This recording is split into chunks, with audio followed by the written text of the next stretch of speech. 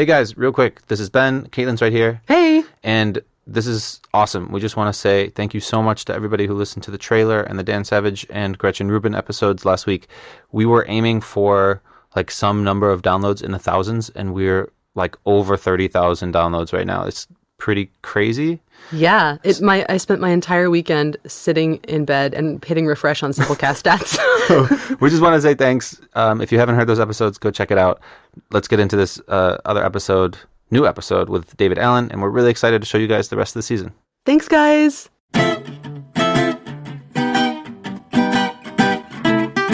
Welcome to a very special episode of Simplify. I'm Ben Schumann-Stoller. Why is it special? Well, for one, it's sort of a follow-up episode to a beloved episode on the old Blinkist podcast, which was an interview with David Allen, the self-management and productivity writer, consultant, and one of Blinkist's spiritual guardians. But it's even more special because David Allen invited us to his Amsterdam home. We actually got to do this interview live, people. This is a podcast with visuals. Go to the Blinkist YouTube page and you'll see more. So, David Allen is the originator of the Getting Things Done, or GTD method. Wired Magazine calls it a cult phenomenon. Caitlin and I are, as you can tell, big fans. He's a guy who's had probably over 30 jobs. He's built a productivity consulting empire, all that despite being the self-professed laziest productivity expert you'll ever meet.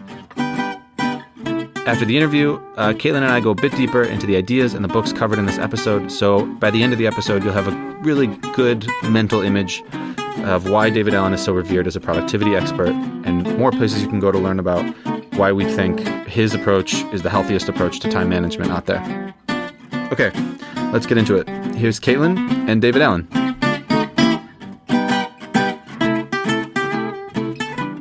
All right. We are here in Amsterdam in the home of David Allen, writer of Getting Things Done, Making It All Work, and one more book whose name I currently can't remember. Ready for Anything. There we go, Ready for Anything. Talking for Simplify, Blinkist's new podcast. And David, could you introduce yourself? I'm David Allen. I wrote the book Getting Things Done, The Art of Stress-Free Productivity. I spent 35 years trying to figure out how to get stuff done with as little effort as possible and how to get a clear head and, get enough creative space in your head to do the really cool things that are meaningful to you. So 35 years of thinking about getting clear space in your head to do the things that are meaningful for you. What have you found people are spending an inordinate amount of time on? What are they doing that they don't need to be doing? Keeping stuff in their head. Okay, tell me more about that. Come on, your head's a crappy office. It's for having ideas, not for holding them. And the cognitive scientists have validated what I discovered just on the street 30 years ago, which is, don't keep stuff in your head. It's in the wrong place.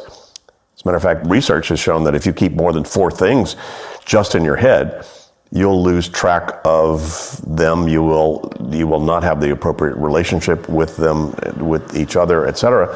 And, basically, you'll be driven by latest and loudest.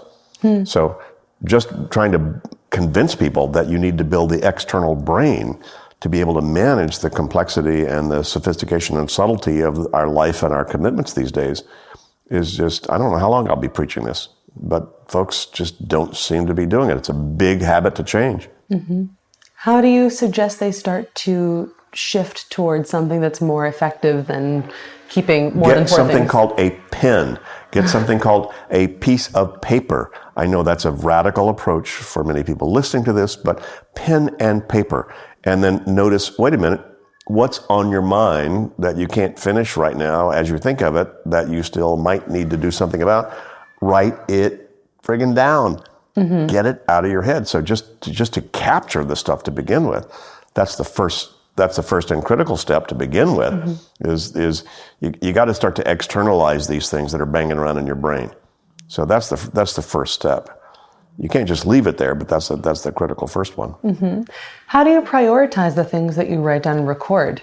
Well, ask yourself why you're on the planet, what you're here to do, what really matters to you.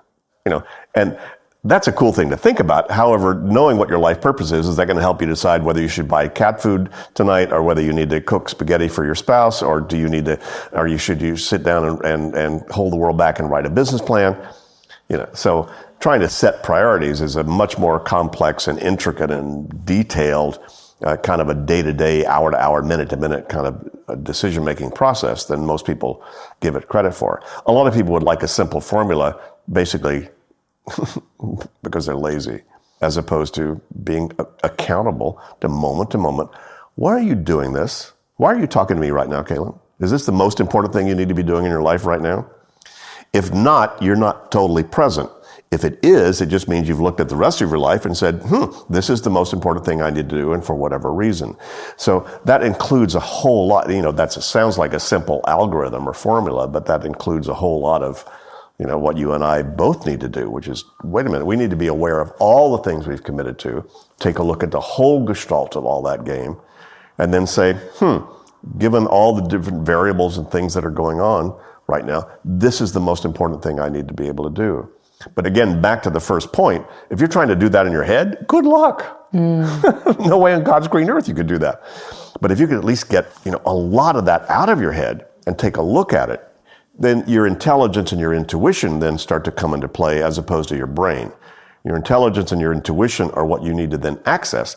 That's the part of you that will look at the 12 phone calls you need to make and make a good judgment call about that's the one I need to do first, right? No computer can do that. That's your intelligence, your intuition. But trying to remember the 12 calls you need to make, you can't do. So that's why the external system, to be able to manage the options that you've generated in terms of here's all the things I need to do, here's all the things I need to be aware of, that you need to externalize so that you then free up your psychic or intuitive or spiritual or intelligent decision-making process to just look at all of it. See, anybody listening or watching this right now who's got a calendar, you've already acknowledged your brain can't do it. Why do you have a calendar? Oh, because I couldn't remember all. No kidding, right? But your brain can look at your calendar over the next 2 or 3, 5, 7 days or 7 months and make some good, intelligent, intuitive decisions about what you need to be doing about your next holiday, about that thing that's due in 2 weeks or whatever. But trying to remember all the potentially meaningful data that needs to be part of your decision-making process. If you're trying to do that in your head, you're screwed. That is definitely true. So, most important thing, get a pen and paper, write down what you need to get done so you can clear out space in order to do the higher intelligence kind of functions that you need. Well, yeah, there are some other steps too, Caitlin, that you have to build into that. Because you could write it down, but then if you don't do anything with those, you become a compulsive list maker, and that doesn't help either. Then you just have lists everywhere, and your head's still going to be jumbled. So you have to go through steps 2 and 3, very important, of how do I now clarify. I wrote down mom, I wrote down bank, I wrote down doctor, I wrote down babysitter, I wrote down dog food. Then you need to go through each one of those and go, well, excuse me, what exactly does that mean, and what am I going to do about it? What am I committed to finish about that, and what's the next step I need to take? That's the clarify step 2, in terms of how you get things under control. So step 1 is to identify what's pulling on you. Step 2 is to then make a very discrete decision about both outcomes and actions. Okay, so we've got capture, clarify. Can you reveal step 3? Yeah. What is it? If I say, hey, the next step on mom's birthday is I need to call my sister and see what she thinks about it, but I can't call her right now, where do you park a reminder of that? So that's where organize is when I've now decided that there are things I need to be reminded of that I can't finish right now. Where do I park that? You want to stick it on a Post-it on your forehead? Fine. You want to hire 43 people to follow you around and say, hey, Susan, would you please remind me to call, yeah, that works too. I don't care. As long as you have some trusted place that you can park a reminder that you'll see at the right time. Just pretty simple to make a list. Hey, look, here's all the calls I need to make. Call sis about mom's birthday. And then you see that when you have phone and time. Duh. But that's what organize is basically once you've decided the things that you need to be reminded of, at the appropriate time, park them somewhere that you'll see them at the appropriate time. Yep. My wife and I keep, a Post-it stuck over in the kitchen over there. So when we say, next time we go to the market or the store or whatever, here's still what we need, we just write it down. Most people can relate to that. Most people probably are doing versions of that already. But why aren't you doing that with the rest of your life? This week on Simplify, we want to give a shout out to the Leverage podcast with Ari Meisel and Nick Sonnenberg. Ari Meisel, if you guys don't know, he's a productivity expert, and we had him on the Blankest podcast last year. he does this podcast with the co-founder of his Get Leverage company, a virtual assistant company, Nick Zonenberg. They do this podcast, the Leverage Podcast. It's got the best life hacks and productivity tips for less doing, more living, which was the name of Ari Meisel's first book. And it's really a go-to podcast if you're into productivity and time management. You should definitely check it out. And tell him we said hi. Let me back up. You said, ask yourself the question, why are you here? What is your purpose? Do you remember asking yourself what you really wanted to be doing? Oh, God. I agonized for at least 30 years. You agonized. Agonized. 30 years. I was like, oh, God, am I doing the right thing? Oh, my God, is God... But am I you doing... seem more settled in it now. How did you get comfortable with what you decided to pursue? I had a great friend who said, well, David, what experience are you looking... He asked me, first of all, what fantasy did I have? And I said, okay, where's my fantasy of doing? He said, well, what experience do you think that would give you? I said, well, I think... Wait a second, what was the fantasy? Fantasy was being president of the United States. Okay. When I was no big deal. When I was 9 years old, I carried around a penny in my pocket all the time because Abraham Lincoln was on it. Mm-hmm. So he was my hero. Mm-hmm. Because, at least from my 9-year-old perspective, he seemed to have done such great work on the planet, and affected so many people in a positive way. Mm-hmm. So that was my sort of heroic image of what it was. Yeah. And so, my friend asked me, he said, well, David, what do you think that would give you? I said, it would give me the opportunity to have people's attention, so that I could communicate what I thought was valuable, and attention in a positive way. And he said, well, what do you think you could do right now that would start to give you more of that? And that was when the light bulb went off, and I went, oh, okay, well, let me start to do this. So as opposed to trying to agonize about the perfect thing to do, mm-hmm. I just said, what's the essence of what I wanted to experience, mm-hmm. and what could I do right now as a real thing to start to move forward on? And I've never looked back. That was, in my 30s. Oh, okay. What was that thing? The first... Frankly, I don't remember. Really? Yeah, okay. I just picked something. I just started moving. Mm-hmm. I started moving with a positive framework of what I was trying to experience or create, and just kept going. As opposed to being hung up, trying to figure it out and make it right before I got moving. Mm-hmm. So, and again, I had a good bit of experience in the martial arts, early in my life, and if you're sparring in the martial arts, what you don't want to do is stop moving, because it actually takes you more energy to start moving in any direction from a standstill than it does to change directions if you're moving. That's one of the reasons that GTD and the Getting Things Done methodology, I think, hit such a nerve, because a lot of the next action thinking, what's the next step on this? Mm-hmm. Is that make a call? Is that talk to my life partner? Is that surf the web? Is that buy dog food? What's that very next thing I need to do? And getting yourself engaged in that's much easier to get engaged in those kind of activities. And then that gets you moving. And especially if you've picked those activities about something that's meaningful to you. Like, hey, I love my dog, so I bought her dog food this morning. That was so good. And we got great dog food for the little girl. She's so happy. So, what's important to you in your life, mm-hmm. And then make a next action decision to make sure you're supporting those kind of things and those activities. See, Caitlin, I mean, the secret to getting things done, and I'm only saying this so, because you've got such a classy, cool audience listening and watching this, right? Totally. But the real secret is that it's not about getting things done so much as it's about getting appropriately engaged with your life. What's appropriate engagement with your health? What's appropriate engagement with your dog? What's appropriate engagement with your partner? What's appropriate engagement with your business? The paradox is, I said it's not about getting things done. However, if you're here on the planet to get things done, then you need to be appropriately engaged in getting things done in order to be in your being. See, people have set up this dichotomy between being and doing. Mm-hmm. Well, the truth is, this is a doing level. The people that I know that are the most being people are highly doing people, because what they're doing is engaging appropriately in what their commitments are, internally or externally, mm-hmm. so that then they can be in their being state. Mm-hmm. The whole idea is have nothing on your mind. That's pretty good. How often do you have nothing on your mind? Well, you're talking to it. I mean, the only thing on my mind is this right now, okay. Not all the others. Could there be other stuff? Oh, God, come on. You want to see my list? I got tons of stuff. How long is your list? How many items are generally on it?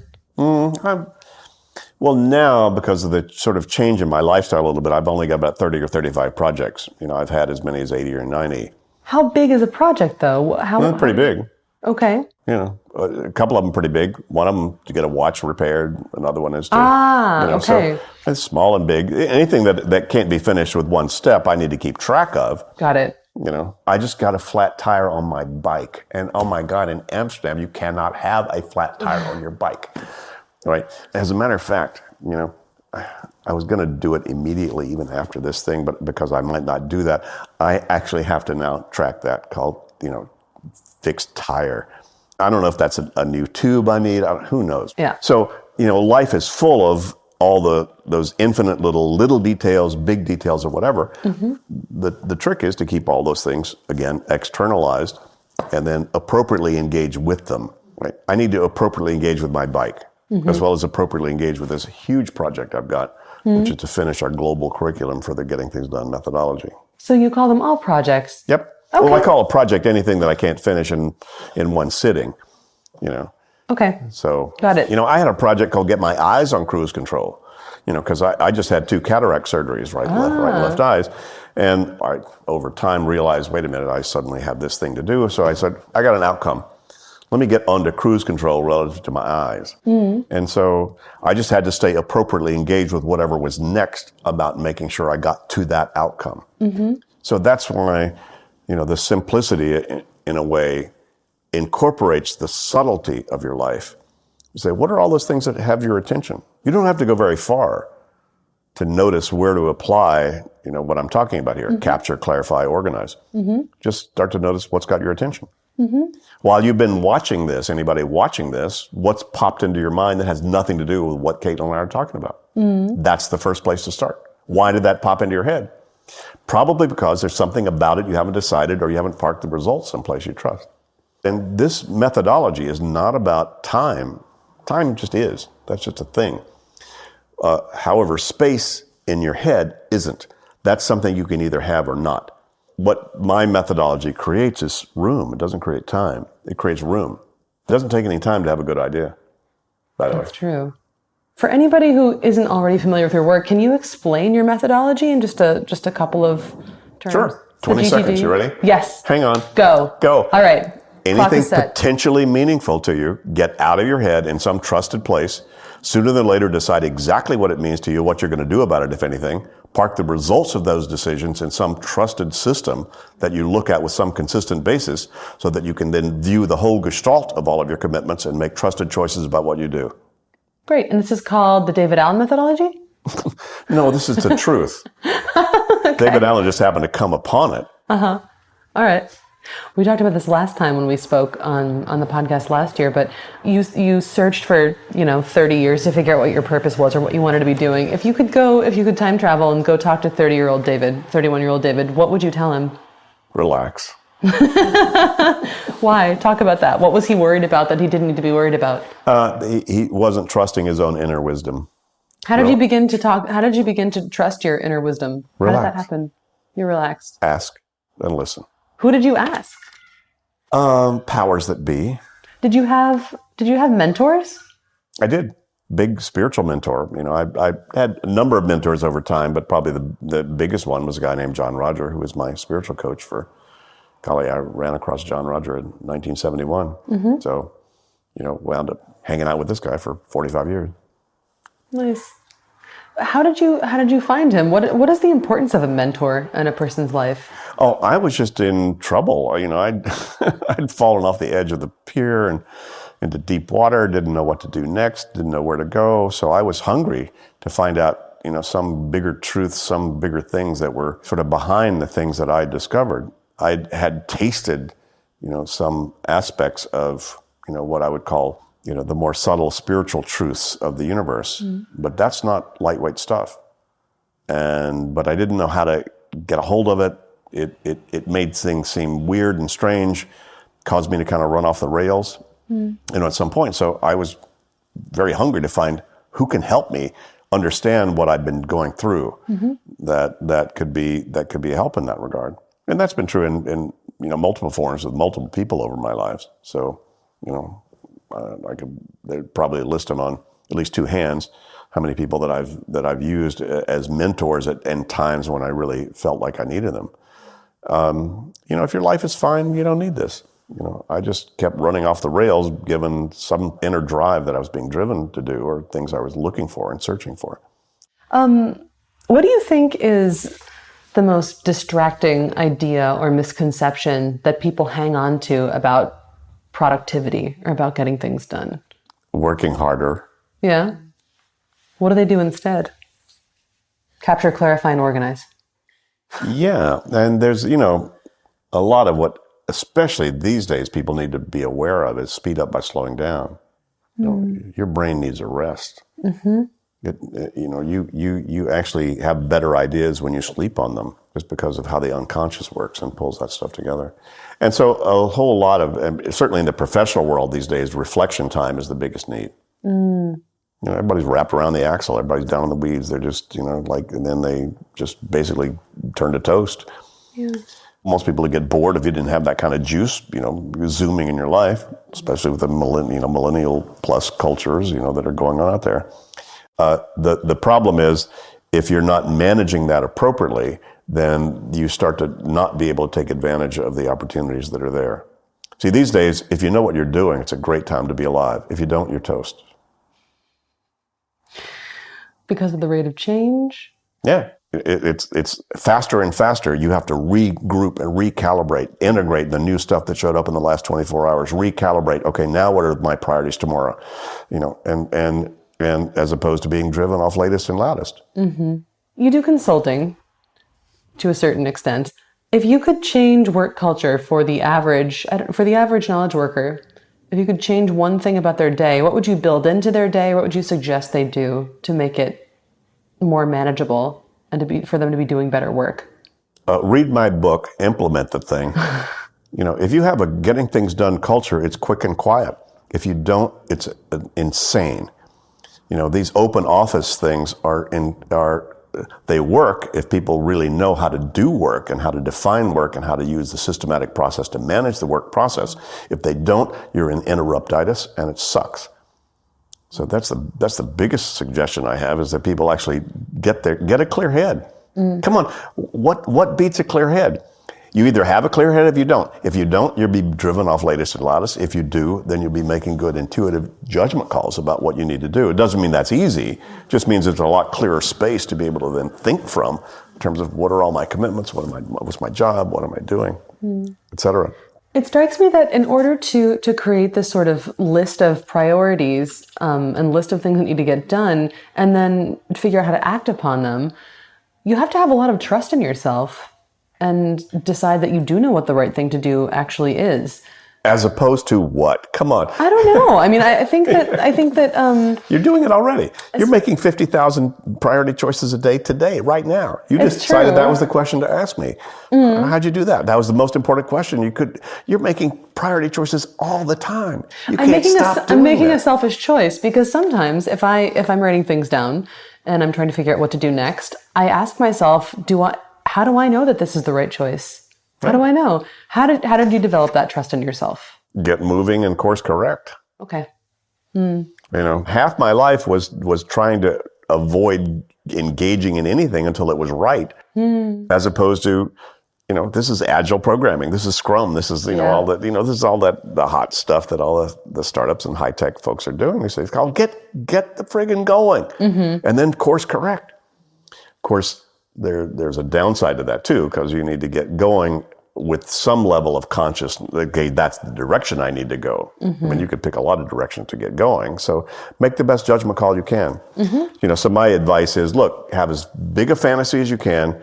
Say, if I were going to start to move on that right now, what would that look like? And then get going.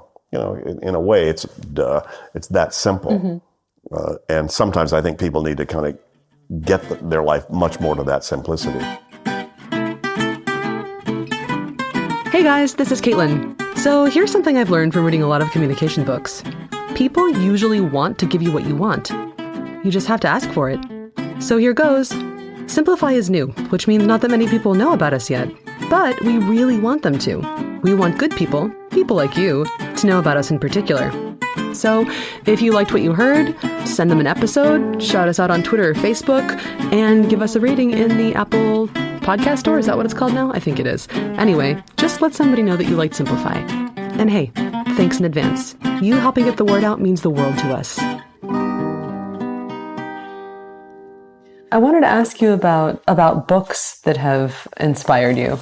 What have you read that has helped inform your thinking? Oh man, there's forever. I mean, I just probably dozens and dozens and dozens and dozens of books. Once I dropped out of graduate school, where books were sort of your merit badges, essentially, that you had, how smart you were. I've only picked up books just intuitively. People recommended them, or I saw them in a bookstore, and I said, for some reason that just attracts me. There's been no particular path on that, but I seem to have been pretty good at just trusting my intuition about which book to read next. Mm. One of the most fun, delicious books I've read was The Hidden Life of Trees. Oh. Absolutely gorgeous, wonderful book. I'll never see a tree again in the same way after having read that. They have massive intelligence networks. Incredible. Right? It's incredible. They're interesting. So it's an incredible book and very well written, very easy read, very fun, very creative, wonderful. For anybody who's particularly in the high tech world or interested in the technology and where the world is going and all that, I certainly recommend Kevin Kelly's book, The Inevitable.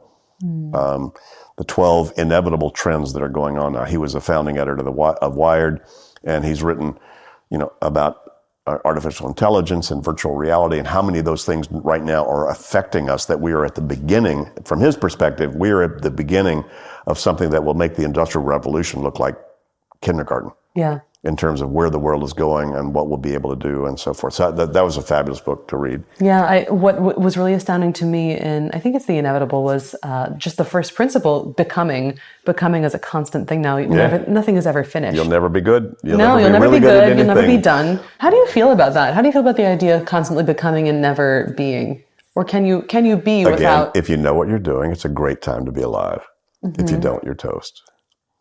That's a lot of the good and bad news. It's the good news about what the world is giving us these days is there's so many more people that are now being so bombarded with so many things they have to make decisions about in that regard, that it's forcing everybody to be much clearer about what their priorities are, what matters, what's important. Mm-hmm. You can't, in a way, it's kind of funny. We're getting so sophisticated, we're moving back into survival time. Just to stay sane with as many WhatsApps as you're getting, as many Facebook dings, as many tweets, as many whatever things are going on, just to survive, you're going to have to decide what's important and what's not. Mm. It's forcing you to make decisions about that. See, I've said, if you hear one of my TEDx talks, if you were in a crisis, you get to relax because you don't have any decisions.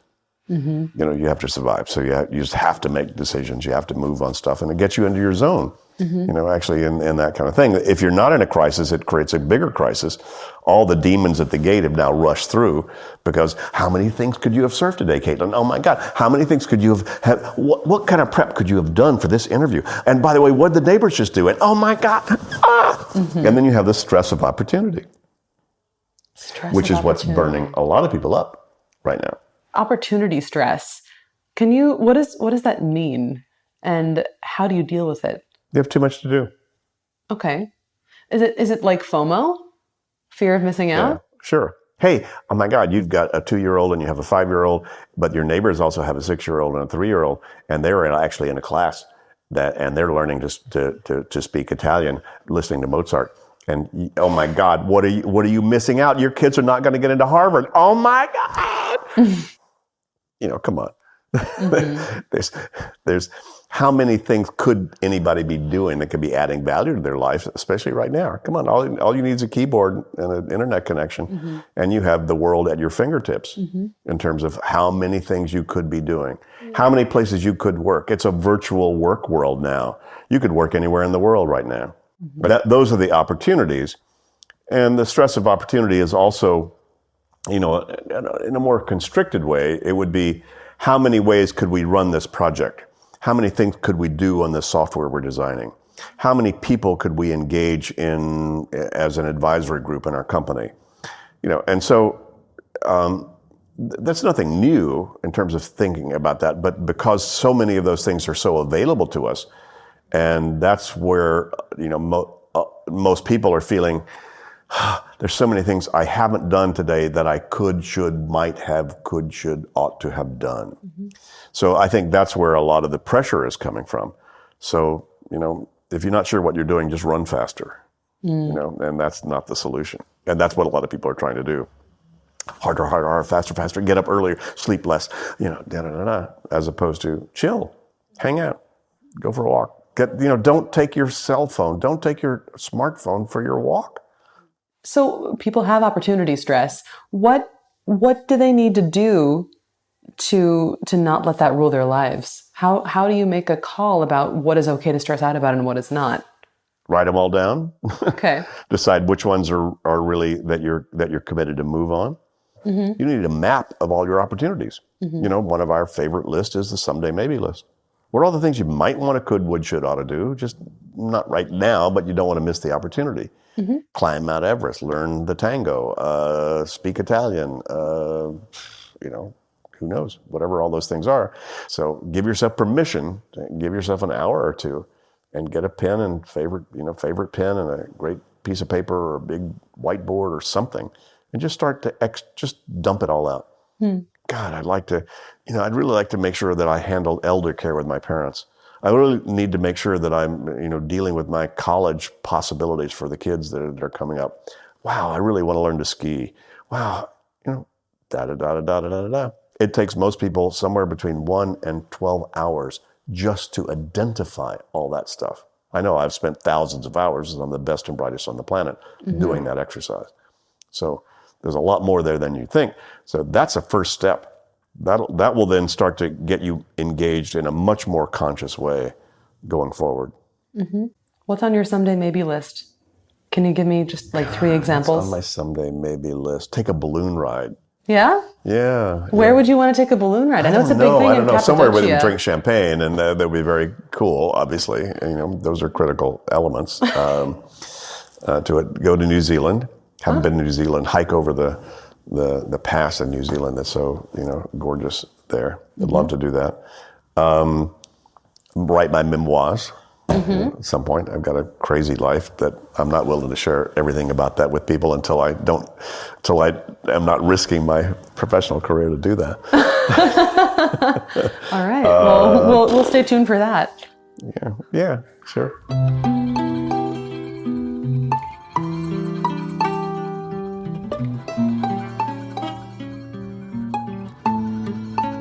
Welcome to the bookend, where we end with books. Hooray! It's now real. Okay. David Allen, one of our favorite humans in the world, right? We love David Allen. We do love David Allen. So let's talk about this interview for a second.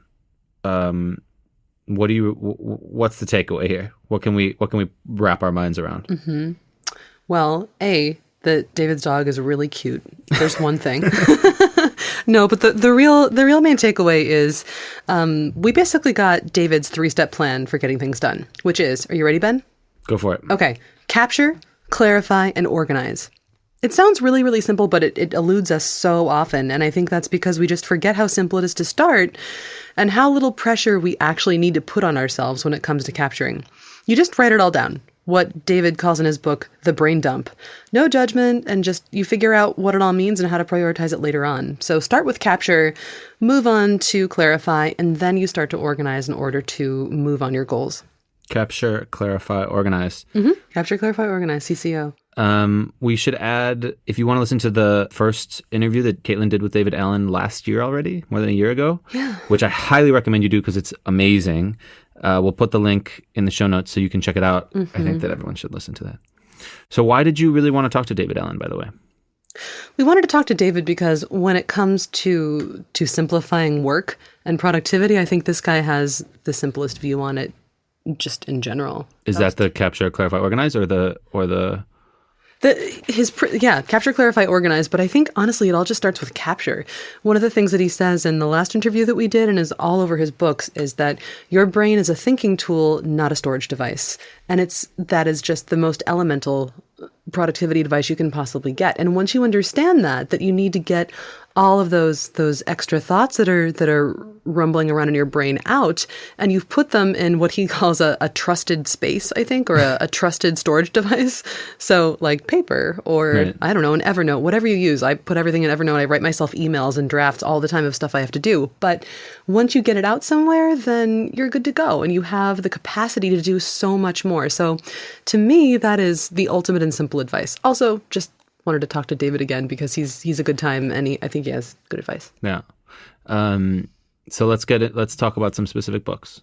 Let's do it. Like, we definitely want to recommend the David Allen book. So maybe I can start by just talking about getting things done, because we talk about it a lot, and maybe it's time that we revisit just really quickly what that book is. Like, it's when I first started at Blinkist, it was handed to me, and I have since ordered 10 copies of it for the office for other new people. Like the famous subtitle, "The Art of Stress-Free Productivity," reveals a lot about David Allen. You kind of get this feeling in the interview that he's chill. But I think the thing that you said about the brain as a thinking device, not a storage machine, is really the point. Because in Getting Things Done, the book, he explains a way to sort of make lists in a way that help you finish them, right? And not just a way to organize your time, but to actually accomplish things in a way that makes sense, like from a focus on getting things done, not on a focus of making pretty lists or saving time, but a focus on like completing tasks. That's why it's so powerful. So we have to recommend that people start with getting things done. What, maybe 2 more books? What else you got? Totally. I have 2 more for you. Okay. So the first one is Finding Your Element by Ken Robinson. Ken Robinson is a speaker, a writer. He's an educator. You might have seen his TED Talks on human creativity. Finding Your Element is a book in which he offers advice on how you might discover your true passions and talents, then reorient your life to make more time for them. I made this connection between Robinson's idea of accepting the unpredictability of life, because that gives you lots of new opportunities to achieve your goals, and David Allen's idea of remaining in motion so that it's easier to take off into a new direction, which he talks about in this interview, and he also talked about last time around. So this is one to find and get comfortable with your own unique talents, this read. This is cool also because, like I said, David Allen's philosophies are not about like shave off an hour here, shave off an hour there. It's really like a holistic approach to how you do stuff. How you move through a day, basically, and right. how to actually accomplish things as you move through a day. And that means building space for unpredictability, building space to be creative, not just like, here's every 15 minutes from 9 to 5 where I'm going to be as productive as possible. And I think that I just find that such a nice, feels good. It's like, freeing. Yeah. One of the things that he kept saying was, I'm lazy. I love to be lazy. Yeah. And he has lists, and he has a proven methodology for doing the things he needs to do so he can be lazy as often as possible, which is lovely. And the last book you have was like this huge hit, right? Huge hit. So the last one is The Life-Changing Magic of Tidying Up. So this pick is inspired by David Allen's actual living space, which I was in Amsterdam. It was lovely. No big deal. No big deal. Thanks for inviting us over, by the way, David. It was lovely and it was comfortable, but it wasn't ostentatious. There was nothing there that didn't need to be there or serve a very clear aesthetic anchoring purpose or a functional purpose. I felt like it was a place that had been co-maried or just very intentionally curated. So if you haven't read or heard of The Life-Changing Magic of Tidying Up, or if you have and you think it's just a guide to decluttering, it's not. It's more than that. It's a bestseller that's changed lives in Japan and the US, and it outlines Marie Kondo's Shinto-inspired KonMari technique. It'll help you shape your living space to positively impact all the aspects of your life. So basically, it's about external decluttering in order to clarify and organize your inner world. Which is something, obviously, we love and simplify. There's a little piece in there about, like, saying goodbye to old books. Oh, yeah. Like, when I bought this book, that was the right time. Now it has served its purpose. I'm never going to read it. I never wrote it. I never read it. Yep. I bought it at the time because I thought I was going to read it. Now I have to let it go because it's taking up space and it's, like, making me feel bad all the time. And I love that. Yeah, that's nice. It is nice. Okay, well then let's go right into the outro from there. Sounds great. Thanks for listening to Simplify. This episode was produced by me, Ben Schumann-Stoller, Caitlin Schiller, Nika Mavrodi, and Odie Constantino, who wrestles bears for fun, but no longer for profit. If you enjoyed this episode and feel you learned something, hey, think about sending it to someone who might also learn something from it too. We're really grateful for those of you who subscribe to Simplify on Apple Podcasts, the Play Store, Overcast, Pocket Cast, Pocket, Casty Cast, etc., etc. Big shout out to those of you who've left us ratings and reviews. If you wouldn't mind taking a moment to add a review or a rating, we'd be very appreciative. That's very nice. That's how we spread the word. But honestly, more important is just tell somebody about it. If you don't already know, Simplify is made by the same people who make Blinkist, a learning app that takes the world's best-selling nonfiction books and condenses them into focused little capsules of audio and text you can listen to or read in just 15 minutes. And we set up a voucher code so that people can actually try it out. They can get 14 days free. That's 2 weeks. Whoa! Look at my math. By going to Blinkist.com/friends and typing in voucher code ClearSpace. That's one word, ClearSpace, ClearSpace, and shoot us an email. Shoot Caitlin and I an email at podcast@Blinkist.com. Tell us what's on your to-do list. Maybe we can help you process it or give you our favorite David Allen piece of advice. Next week, there's a new episode of Simplify, so check back on Thursday. In the meantime, be good. This is Ben and me, checking Caitlin. out. Checking out. Bye. Later.